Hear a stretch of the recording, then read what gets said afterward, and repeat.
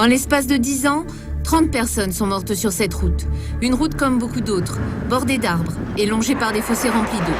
6 000 véhicules y circulent chaque jour, 20 000 en été.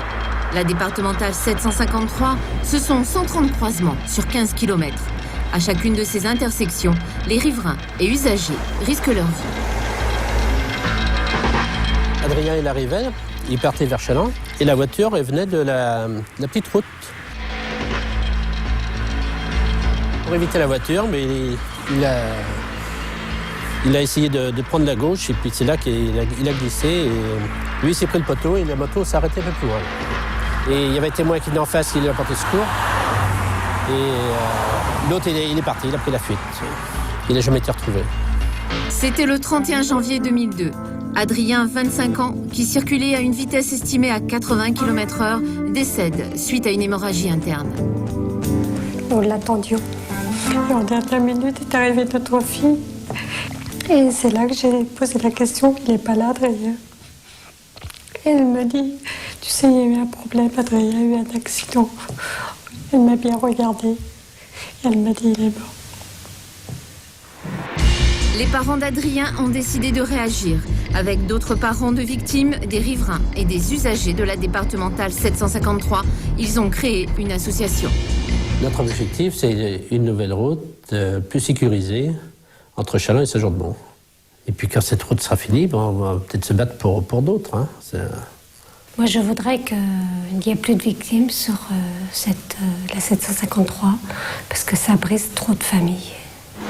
Pour tenter de diminuer le nombre d'accidents, l'association a manifesté afin d'obtenir cette nouvelle route. Avec l'aide de l'Automobile Club de l'Ouest, les adhérents de l'association ont distribué des tracts aux automobilistes. Le but est de les sensibiliser aux dangers de la départementale 753. On n'a pas le droit de laisser les gens mourir comme ça. Quand on perd quelqu'un de proche, un enfant, c'est à vie après qu'on a ça là. Moi je suis là, c'est pas pour faire revivre les morts malheureusement, mais au moins pour éviter que j'en perde d'autres de ma famille sur cette route.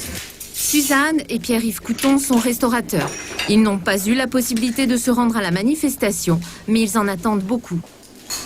J'espère qu'on va avancer au maximum, qu'il va y avoir des réactions quand même vis-à-vis du département et qu'ils vont quand même nous écouter. C'est Estelle, la sœur d'Adrien, qui représente sa famille à la manifestation. Tout le monde est conscient que la route est dangereuse. Mon frère le savait. Il avait perdu un de ses copains quelques semaines avant, encore un autre copain. Et il en était conscient, mais c'est quelqu'un d'autre qui lui a retiré la vie. Donc j'aimerais que ça s'arrête. Malheureusement, une association de riverains retarde la construction de la nouvelle route. Le nouveau tronçon n'est pas prévu avant 2010. Et si on en croit les statistiques, il y aura 20 à 35 morts supplémentaires d'ici là.